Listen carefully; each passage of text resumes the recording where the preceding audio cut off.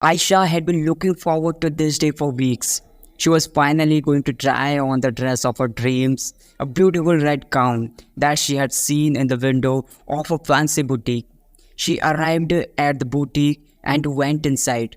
The dress was even more stunning in person than it had been in the window. Aisha could not resist trying it on. The saleswoman helped her into the dress and zipped it up. Aisha twirled in the front of mirror, admiring herself. The dress fit her perfectly and made her feel like a princess. This is it, she said to the saleswoman.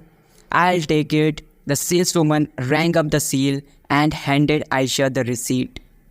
Aisha paid and left the store feeling very happy and excited.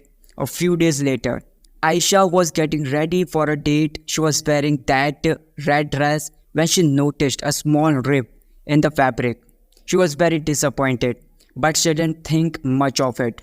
At the end of the date, Aisha's date walked her to her door and she was saying goodbye. She noticed that the rip in her dress had gotten bigger. She was starting to get worried. The next day, Aisha took that dress back to that boutique. She showed the saleswoman the rip and she asked for a refund. The saleswoman refused. She said that Aisha had caused the rip herself and that she could not give her a refund. Aisha was very furious at that moment. She argued with the saleswoman, but it was no use. The saleswoman would not budge. Aisha was out of the pocket for the dress and she was also left with a long face. She had been duped by a saleswoman and she didn't know what to do. She thought about calling the police, but she didn't have any proof that the saleswoman had ripped that dress herself. She also didn't want to make a fuss and have to go through a lengthy process, so she decided to suck it up and move on. She would chalk it up to a learning experience and try to forget about it. But she could not forget. The incident had left her feeling shaken and distrustful.